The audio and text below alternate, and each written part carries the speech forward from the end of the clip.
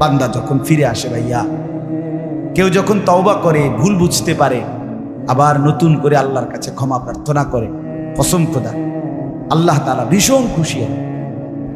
হাদিসে আছে আল্লাহর কোনো বান্দা যখন তওবা করে, আল্লাহ তখন ফেরেশতাদেরকে বলে, আমার ফেরেশতারা 7 আসমান আর জান্নাত সাজিয়ে দাও। ফেরেশতারা জান্নাত সাজায়, আসমান সাজায়। ফেরেশতারা ডেকে বলে, রব্বুল আলামিন কি হলো যে কারণে আসমান সাজাইলেন, জান্নাত সাজাইলেন? রব্বুল আলামিন তখন বলে, আসলাহাল আবদু মাওলাহু, এক ভেগে যাওয়া গোলাম আজকে তার মনিবের সাথে সম্পর্ক ঠিক করে গেছে। আল্লাহ আল্লাহ বলে, আমার এক গোলাম আমার থেকে ভাইগে গেছিল রে, অনেকদিন ওই আমারে সেজদা দেয় নাই, আজকে দিছে। অনেকদিন সে আমারে ডাকে নাই, আমি খুব কষ্ট পাচ্ছিলাম। আমার বান্দা আমার হাতে গড়া, আমার দেওয়া নাক, চোখ, কান, আমার দেওয়া জবান, আমার দেওয়া জিহ্বা, আমার গড়া বান্দা আমারে ভুলে আমার থেকে ছুটে গেছে। আজ আমার সেই ভেগে যাওয়া বান্দা আমার কাছে ফিরে আসছে। লাল্লাহু আশাদ্দু ফারাহান বিতাওবাতি আবদি, নবী সাল্লাল্লাহু আলাইহি সাল্লাম বলেন, আল্লাহ তাআলা ভীষণ খুশি হয় বান্দা যখন তওবা করে। এজন্য যুবক ফিরে আসো, নওজোয়ান ফিরে আসো, নিজের ক্ষতি করো। আমি প্রত্যেক দিন বলি ভাইয়া, তুমি মরে গেলে হ্যাঁ পৃথিবীর কিচ্ছু আসবে, এই বন্ধুরা ধোকা ধোকা। একটা ফোলা ফাইন তুমি মরলে খানা বন্ধ করতে হবে, কসম খোদা তুমি লিখা দাও। তোমার একটা ফ্রেন্ড এক লগে যদি বইয়ে বইয়ে বিড়ি খায়, তোমার লগে গাঞ্জা খায়, ফুটটা খায়, বাবা খায়, মদখোর, গাঁজাখোর, একসাথে বইয়া উলঙ্গ ছবি দেখো, ওই জানোয়ারের জিজ্ঞেস করো বলে, আমি মরলে আমার ঠ্যাংটা ভাঙলে তুই এক বেলা খানা বন্ধ রাখবি। কথা বুঝেন নাই? ধোকা ধোকা, এগুলো ধোকা। ওরা কেউ থামবে না। আরে আপন বাপ মরলে যে সন্তানরা দিনের বেলা দাফন কাফন করছে, তারা কি সেই সন্তানরা, আপন সন্তানরা রাতের বেলা ভাত খায় না? কথা বলেন না কেন? পাশের ঘর থেকে খানা রান্দা ইয়ে আরো বেশি খায়, আরো একটু গোস্ত লাও, যেই কান্দাটা তুমি কাঁদছো আজগা কি ভাইয়া? তাইলে আপন বাপ, তারপরেও তো সন্তান খানা খাচ্ছে, তোমার লেগে কাঁদবে কি? এর জন্য পৃথিবী আমাদের কারো জন্য থামবে না ভাইয়া, থামবে না। সামনের গাড়ি অ্যাক্সিডেন্ট করে, পেছনের গাড়ি অপেক্ষা করে না, পাশ কাইটা কাইটা চলে যায়। জ্যাম বাজ্যা গেলে আরো শিক্ষার শুরু করে, আরে লোক মরে গেছে, আরে মরলে মরুক বেটা, রাস্তা ক্লিয়ার করতে কও। ঠিক কিনা বলেন না কেন? ধরে বেটা বেটা কেডা মরছে না মরছে বেটা, এর লেগে বুঝি মানুষের রাস্তা আটকায় রেখে, মানে এই যুক্তি দেখা। তাহলে কেডা মরছে না মরছে মানে তোর মতো এক মানুষ মরছে। ঠিক কিনা বলেন না? তোর মতো এক সুস্থ সবল মানুষ মরছে বেটা, যে একটু আগে হাত নাড়তো, পা নাড়তো, সেই মানুষটা এখন রক্তে ভাসতেছে বেটা। পাত্তাও নাই, কিসের সময় কার হাতে সময়? সবাই মেশিনের মতো, যন্ত্রের মতো দৌড়াইতেছে। রাস্তায় দেখেন না সিএনজি, অটো, কি করে সবাই, কারো হাতে সময় নেই। ঠিক কিনা বলেন? কে কাকে ঠেলিলা যাবে, কারো হাতে সময়, কে কার জন্য থামবে? এই জন্য তুমি নষ্ট হয়ে গেলে বন্ধু, কেউ তোমারে ফিরাবার নাই। তোমার জন্য ভাববে কেউ, ডাকবে কেউ, কাঁদবে কেউ নাই। আরে আপন মা বাপের তো খবর নাই এখন। আপন বাপ সাইয়া রইছে, দেখে তার ফুতে আজকে 6 বছর 9 বছর এক ওয়াক্ত নামাজ পড়ে না, এবড়া বয়ে বয়ে বিড়ি খায়, বন খায়, চা দিয়া ভিজাইয়া খায়। এবারটার মাইছো না সেইটার নামাজ পড়লে পড়ছে, না পড়লে রাতের ব্যাপার। বাবুরে টেহা দেওয়া দিছে, টাকা দিলে খালাস। যদি সুতে টাকা দেয় বাপের কোনো অসন্তুষ্টি নেই, আর যদি টাকা না দেয় এবড়ার গজবে আল্লাহর আরশ কাঁপে। ফুতের উপরে লানত দিতে দিতে, অভিশাপ দিতে দিতে শেষ। কারণ টাকা দেয় না, টাকা দেয় না, পুরা গ্রাম হাইটা হাইটা তখন মানুষের কাছে বদনাম। এই ফোলাগারে মানুষ করছি আমি, এই ফোলার লাগিয়া জীবন যৌবন শেষ করছি, 12 লাখ টাকা সুদে লইয়া তারে আমি নিজে বিদেশ পাঠাইছি। কত বড় নেয়ামতের কথা! বেশরম মানুষ সুদে টাকা লই আবার মানুষের দ্বারে কও এত বড় হারাম কইরে আবার কইতেছ, হ্যাঁ 12 লাখ টাকা দিয়ে ফোলা বিদেশ ফাটাইছি আমি, কিস্তি লইছি আমি, সুদে লইছি আমি, আর অন ফোলা গাও একটা টাকা দেয় না। তার মানে সম্পর্কটা হয়ে গেছে এখন টাকা পয়সার ভিত্তি। আখেরাত কোথায়? আখেরাত কোথায়? আমার মা বলছিলেন, আজীবন আমার আব্বা বলতেন, আলহামদুলিল্লাহ আমার আব্বা, আমরা 5 ভাই মাদ্রাসায় পড়ছি, 5 ভাই আলেম হয়েছে। আব্বা আজীবন বলতেন, আমার স্বপ্ন আমার ছেলেরা 5 জন আলেম হবে, আমার কবরের পাশে চারদিকে আমার ছেলেরাই নাম। এই বছর আমরা ঈদের 2 দিন পরে বাবার কবরের সামনে মসজিদে গ্রামে মাহফিল করছি। আমি বয়ান করছি, আমার বড় ভাই বয়ান করছে, আমার ছোট ভাই বয়ান করছে, আমার আব্বার, আমরা 5 ভাই 3 বোন, আমাদের ছেলে মেয়ে মিলে, আর আমার মা বাইচা আছে, আমরা মোট 45 জন। আমার বাবার মা সহ, মা ছাড়া 44 জন, মা একজন 45, একের গুণা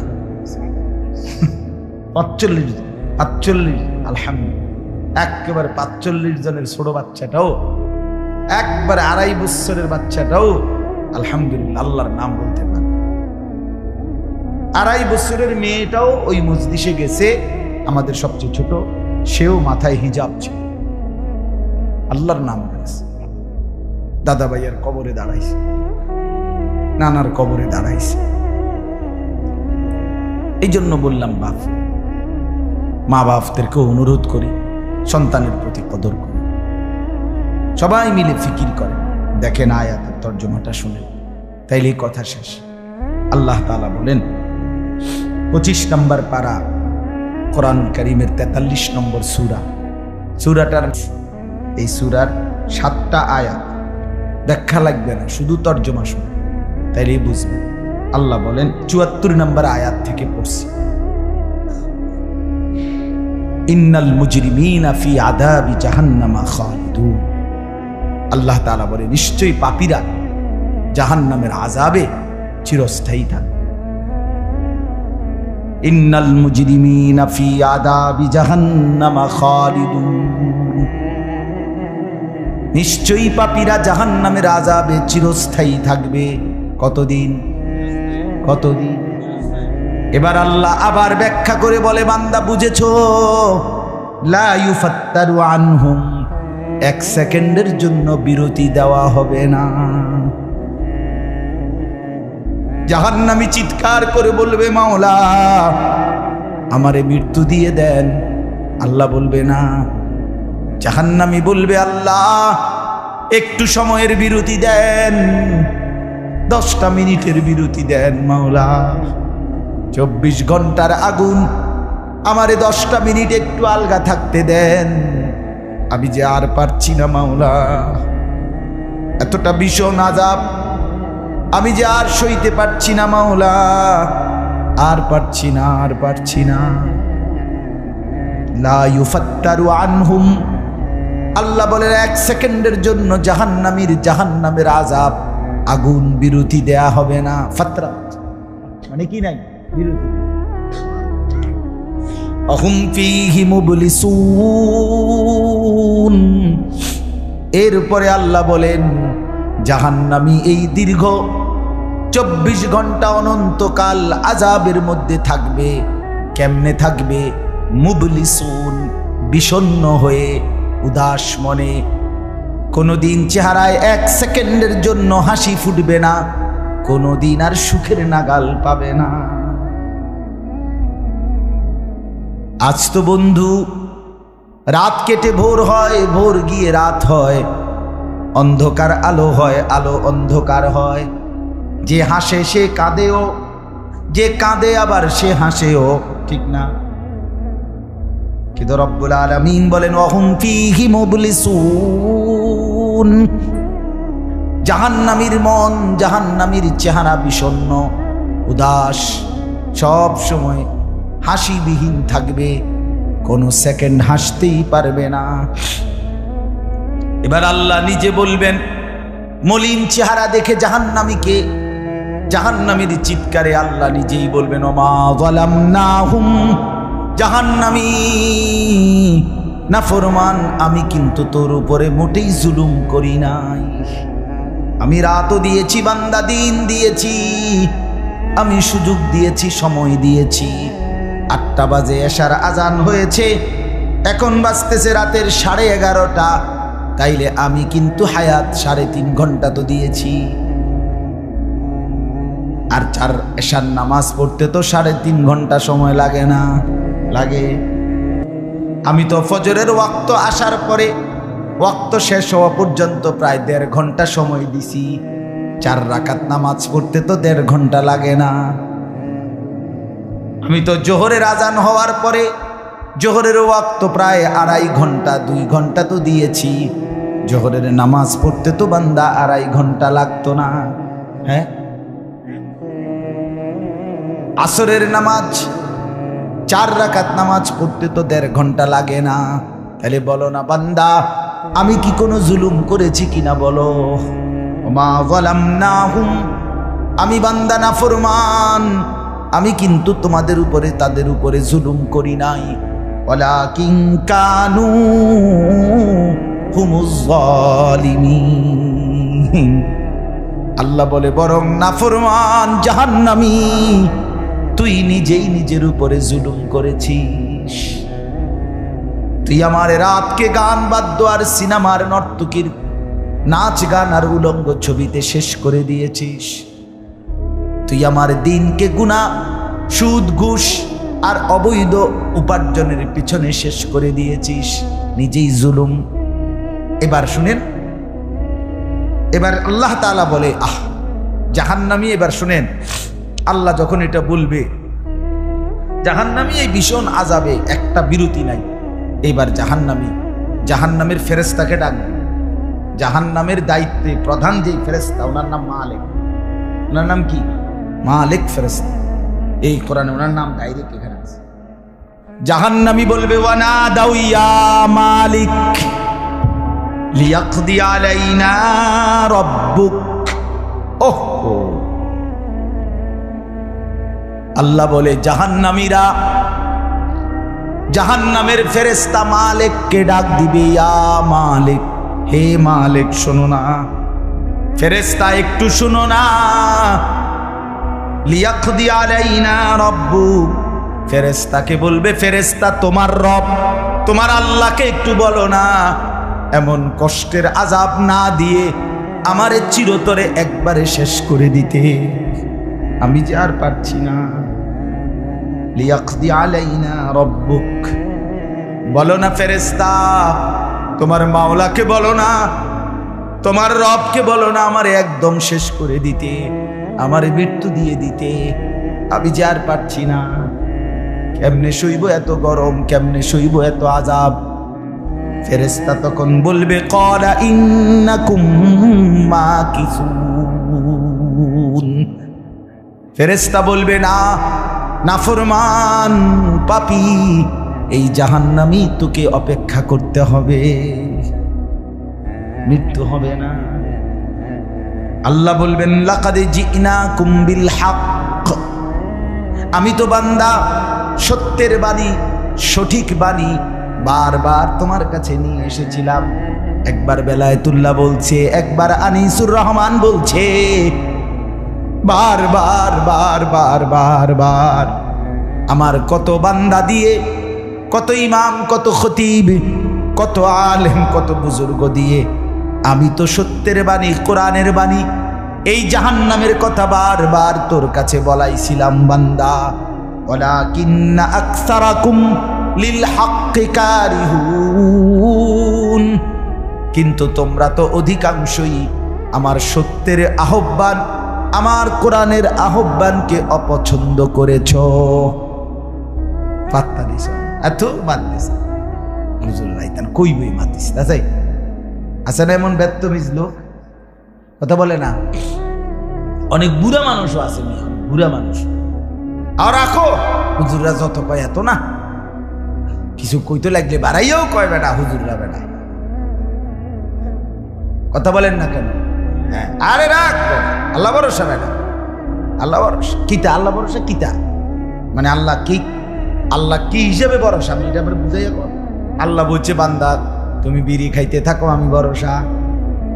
হ্যাঁ, এমনি আল্লাহ করছে নাকি? তুমি টেলিভিশনে নাচ গান প্রত্যেক দিন বিকালে নর্তকী দেখো আমি ভরসা, এটা নিয়ে আল্লাহ কইছে। তো আপনি কিতা কইলেন কি আল্লাহ ভরসা কিতা, কি বুঝাইতে চাইলেন? হ্যাঁ, আল্লাহ ভরসা মানে কি? মানে আপনি গুনার উপরে মৃত্যু পর্যন্ত টিকে থাকবেন আর আল্লাহ ভরসা, এটাই না? নবী সাল্লাল্লাহু আলাইহি সাল্লাম সুপারিশ করবেন মানে কি? নবীজি সুপারিশ করবেন এই কথার অর্থ কি? এই কথার অর্থ এই যে উম্মত তুমি বিড়ি সিগারেট মদ জুয়া চুরি ডাকাতি জিনা ব্যভিচার নাচ গান সুদ ঘুষ তোমার যে দুর্শল্যে কুলা মৃত্যু পর্যন্ত শেষ মুহূর্ত পর্যন্ত তুমি করতে থাকো, আমি সুপারিশ করে করে তোমার বেহেশতে দিই, এই তো অর্থ না? তো কি তা আপনি বলেন আমারে কি আসলে কি? আরে মুসলমান খুব বেশি খামখেয়ালি, খুব বেশি খামখেয়ালি। এবার দেখেন একটা শক্ত কথা আল্লাহ বলছে, আম আবরামু আমরান ফাইন্না মুবরিমুন। আল্লাহ বলে জালেমরা পাপীরা তোরা আমার আযাব থেকে বাঁচবার কোনো ব্যবস্থা করেছো কিনা তোমরা ঠিক করো। ফাইন্না মুবরিমুন, আমি তোমাগরে কেমনে ধরবো, শাস্তি দেব কি কি, এগুলো আমি আল্লাহ আমার গুলো ঠিক করে ফেলেছি। যে আবরামু আমরান, তারা কি কোনো ব্যবস্থা করেছে কিনা জিজ্ঞেস করেন। ফাইন্না মুবরিমুন, আমার ব্যবস্থা আমি করে রাখছি। বুঝেন নাই কথাটা? আল্লাহ বলেন আমার শাস্তি দেব কি কি, আমার আযাব দেব কি কি, আমি সব ঠিক করে রাখছি জাহান্নামে। তুমি বান্দা বাঁচবা কেমনে, তোমারটা তুমি ঠিক করছো কিনা বলো। এবার শেষ আয়াত, আম ইয়াহসাবুনা আন্না লা নাসমাউ সিররাহুম ওয়া নাজওয়াহুম। আল্লাহ বলে নাফরমান পাপীরা জালেমরা দুশমনরা মনে করে আমি তাদের গোপন কথা, অন্ধকারের গোপন পরামর্শ, একেবারে চুপচাপ নিরিবিলি কথাগুলো আমি শুনতে পাই না। কারণ ইয়ারফোন লাগাই রাখছে না, মা কানের মধ্যে দুইটা বল্টু লাগাইলে তার আল্লাহ শুনে না, কথা কয় না। হ্যাঁ, আল্লাহ জিজ্ঞেস করছে তুমি এই ভাবছো না, তুমি যে কানের মধ্যে গান শুনবার টাইমে ইয়ারফোনের বল্টু লাগাইয়া রাখো, তুমি মনে করছো না ফরমান মাইনসে না শুনে না, তো মাইনসে যখন শুনে না আমিও শুনি না নাকি? জবাব দেন, ওই যুবক বলো না মিয়া, মাটির নিচে কিংবা অন্ধকারে অথবা একাকী কোনো গোপন জায়গায় তুমি যেই অসভ্যতা করছো, যেই ভিন নারীর সাথে কথা বলছো, বন্ধুদের অসভ্য আড্ডা দিচ্ছ, তুমি মনে করছো গ্রামের কেউ দেখে না, গ্রামের কেউ জানে না। আল্লাহ বলে তাহলে তুমি কি এই ভেবেছো যে আমি আল্লাহও জানি না? বালা, হ্যাঁ, আল্লাহ বলেন আমি জানি, আমি শুনি, আমি দেখি। আর অরসুলুনা লাদাইহিম ইয়াকতুবুন, আমার পক্ষ থেকে মনোনীত ফেরেশতা ডান কাঁধে বাম কাঁধে, তারা কিন্তু সাথে সাথে 24 ঘন্টা ইয়াকতুবুন, লিখতেছে লিখতেছে লিখতেছে লিখতেছে কি না বলেন? ডান কাদের আর বাম কাদের ফেরেশতাকে তুমি তোমার থেকে আড়াল করবা কেমনে? বলেন না কেন? কেমনে আড়াল করবেন? সুযোগ আছে কারো? আল্লাহ আমাদেরকে বুঝ দান করে। অতএব বাপ, জাহান্নামীর আর্তচিৎকার শুনলেন আপনি, জাহান্নামী আল্লাহকে ডাকবে, জাহান্নামী ফেরেশতাকে ডাকবে, জাহান্নামী একটু আযাবের হালকা করতে চাইবে, জাহান্নামী মৃত্যু কামনা করবে, জাহান্নামী কতভাবে যে বাঁচতে চাইবে, কিন্তু কসম আল্লাহ বাঁচতে পারবে। এজন্য দয়া করে রাত গভীরে মেহেরবানি করে চলেন প্রত্যেকে, ইনশাআল্লাহ সিদ্ধান্ত নিন। শেষ পর্যন্ত যে কয়জন যুবক টিকে রইলা, বসে রইলা, ভাইয়া তোমাদের কাছে অনুরোধ, আজকের থেকেই বদলাও ভাইয়া। আগামী দিনে মুসলমানের জন্য, ইসলামের জন্য খুব বেশি যুবকের দরকার। তোমরা তখন কি হবে? এজন্য আল্লাহকে নারাজ না করো, আল্লাহকে নারাজ না করো। দয়া করে ফিরতে চাই, আমরা ফেরাইতে চাই, নিয়ত করি ইনশাআল্লাহ। ঠিক আছে না? ইনশাআল্লাহ নতুন করে ভাবো, সবাই একসাথে ভাবা পারবা না। যেই যুবকদের ফিকির আছে, বুঝ আছে, দিমাগ আছে, তুমি নামাজ পড়ো, ইনশাআল্লাহ ভালো হবে। তো মোবাইল প্রয়োজনে ব্যবহার করো, যার যেটুকু প্রয়োজন এটুকুই বলো। শুধু শুধু নারীর ছবি, নাচ, গান, অস্থির দৃশ্য কোনো দরকার নাই। আর হিম্মত করে নামাজ, মরি বাসি, এত বেজ্জুতি কথা শোনার চাইতে, এত কষ্টের চাইতে, পরকালের অশান্তির চাইতে নামাজ পড়বো আমরা। দেখবেন ছেলেরা তোমরাও হিম্মত করে শুরু করলে 5 ওয়াক্ত নামাজ ওষুধের মতোই মনে করো না, বিষ ওষুধ, তিতা ওষুধের মতো। দেখবে একটা মাস যদি কেউ একটু জন্মা যে মরি বাসি নামাজ পড়মুই, কসম একসময় এটা মজাদার হয়ে যায়। সেজদা দিলে খুব মজা হয়। সেজদা দিলে বান্দা আল্লাহ পিঠে মাথায় আদর করে হাত বুলায়, খুব আদর করে আল্লাহ পাক খুশি হয়, বান্দাকে কোলে তুলে নেয়, আদর করে। এই জন্য আমরা দয়া করে ইনশাআল্লাহ নামাজ পড়ি। পর্দার আড়ালের মা বোন যারা আছেন, মা আপনি যদি বেপর্দা হন, আপনিও শেষ হইলেন, এলাকার ছেলেগুলোকেও নষ্ট করলেন। একজন বেপর্দা নারী শুধু নিজে গুনাহগার, সে অসংখ্য মানুষকে পাপে অংশগ্রহণ করায়। এই জন্য একজন বেপর্দা নারী সে সরাসরি জাহান্নামের ফেরিওয়ালা। সে কিসের ফেরিওয়ালা? জাহান্নামের ফেরিওয়ালা। সে জাহান্নামের ফেরিওয়ালা, আগুনের ফেরিওয়ালা। কারণ সে তো তার রূপ যৌবন দেখাইতেছে, ফেরিওয়ালার মতো পিছনে পিছনে ডাকতেছে অসংখ্য যুবককে, দেখো আমাকে, বরবাদ করো নিজেকে, বরবাদ করো নিজের চরিত্র, বরবাদ করো নিজের কবর, বরবাদ করো নিজের আখিরাত। তাহলে সে গুনাহের ফেরিওয়ালা, সে জাহান্নামের ফেরিওয়ালা, সে অসভ্যতার ফেরিওয়ালা। এই জন্য একটি সমাজের মধ্যে সবচেয়ে নিকৃষ্ট বেপর্দা না, বেপর্দা না। আল্লাহ তাআলা আমাদের মা বোনদেরকেও হেফাজত। আজকের মাহফিল যে যুবকরা সাজাইছে, আল্লাহ তাআলা সমস্ত নওজোয়ানদেরকে কবুল করে। বাস্তবতা হইল আসলে 4-5 মাস, মেন শীত সিজন 4 মাস, 5 মাস। এখন 5 মাসে যদি 30 দিন করে হয়, তাহলে হইল 150 দিন।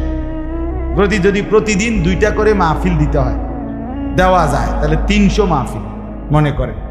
এখন মাহফিলের কাগজ আমার গাড়িতে এখনো আছে, মনে হয় কমপক্ষে 1,500-2,000 এটি আমরা ফোরে রয়েছে কাগজ, ব্যাগ ভরা এতটি কাগজ। আর আমি কি করতে পারি? কেমনে দাও, কিভাবে দাও? আচ্ছা, সারা বাংলাদেশ তো নবীনগর কি বলে, ঠিক না?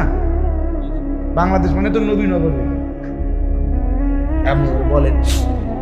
সারা দেশ থেকে এই মাহফিল নিয়ে কাবজাব, কত মানুষের আবেদন, অনুরোধ, কাকুতি মিনতি। এরপরও আমাদের এই মুফতি বেলায়েতুল্লাহ সাহেব এবং আমাদের এই নবীনগর এসআর মসজিদের ইমাম মকবুল ভাই, মৌলানা মকবুল সাহেব, এরা সবচেয়ে বেশি মাহফিলে কম না। আলহামদুলিল্লাহ, আমি চেষ্টা করছি, ওনাদেরকে অনেকগুলো মাহফিল দিচ্ছি, আরো দেওয়ার ফিকির আছে, কিন্তু আসলে সময় একদমই অল্প, মূলত খুব বেশি ডেট নাই, গুলাম যায়। এই জন্য এই সময় দিতে হচ্ছে। ওই ভাই ইমাম সাহেব অনেক অনুরোধ করছে, আমারও মনে আছে, ওখানে বারবার বেশি অনুরোধ করছে। এই জন্য যাক, আল্লাহর দয়া আশা হয়েছে। আমিও আপনাদের জন্য দোয়া করি, আপনারাও আমার জন্য দোয়া করবেন। আল্লাহ তাআলা আমাদের সবাইকে মিলেমিশে দ্বীনের কাজে অংশগ্রহণ করার তৌফিক দান করেন। আমিন।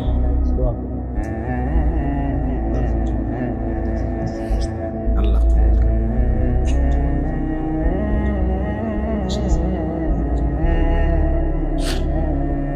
অনেক কষ্ট করে প্রবাসী যে বিদেশি ছেলেরা, আমি নিজ চোখে দেখি।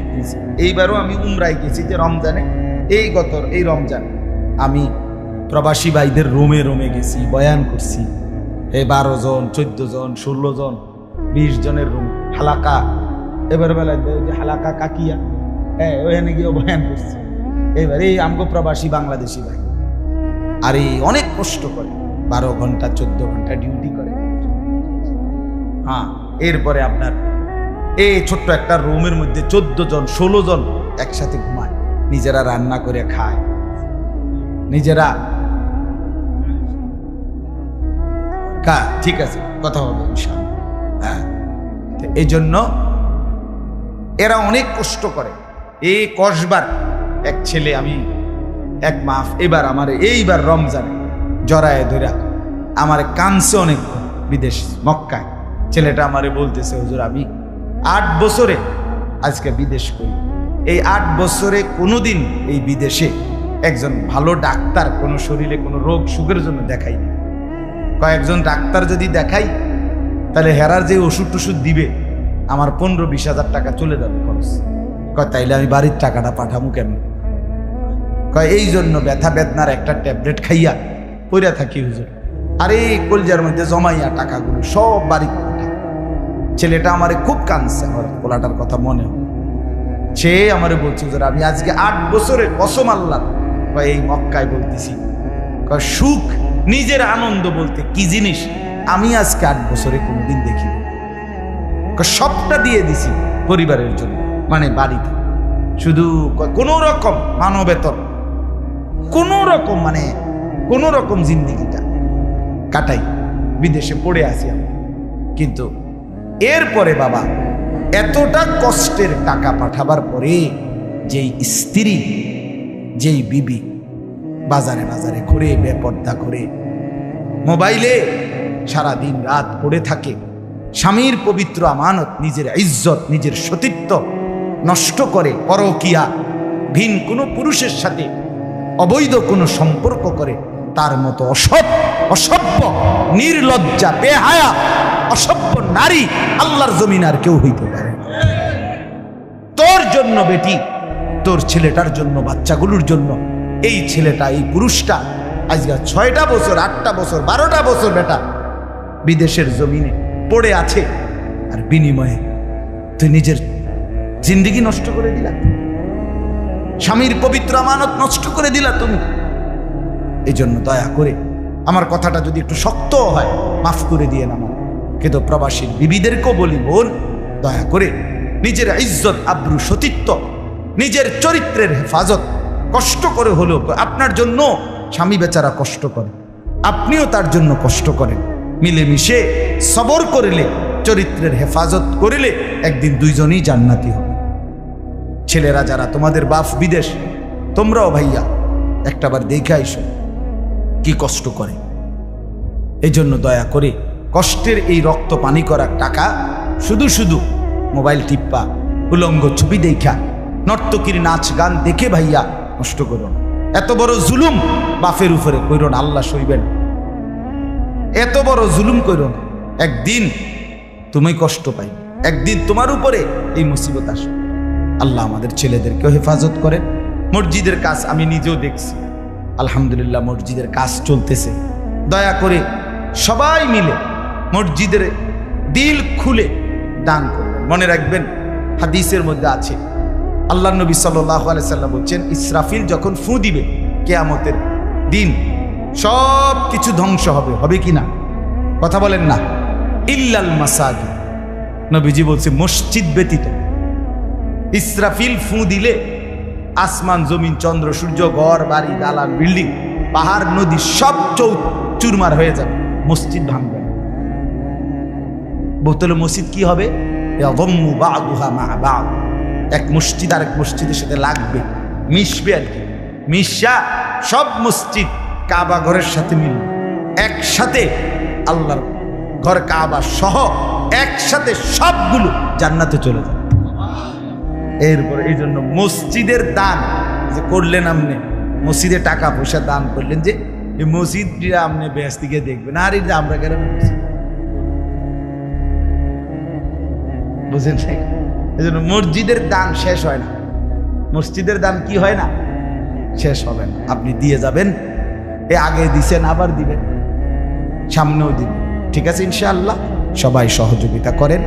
ভবিষ্যতেও ছেলেরা তোমরা নিজেদের এই মাহফিল আন্তরিকতার সাথে মিলেমিশে চালু রাখো, চেষ্টা করবা। আমরাও যদি কখনো আবার সুযোগ পাই আসার চেষ্টা করুন। আরো ওলামায়ে কেরাম বেলায়েত ভাইয়ের সাথে কথা বললে ফিকির করে দেবে ইনশাআল্লাহ, চেষ্টা করবেন। আল্লাহ তাআলা সবাইকে কবুল। আলহামদুলিল্লাহ।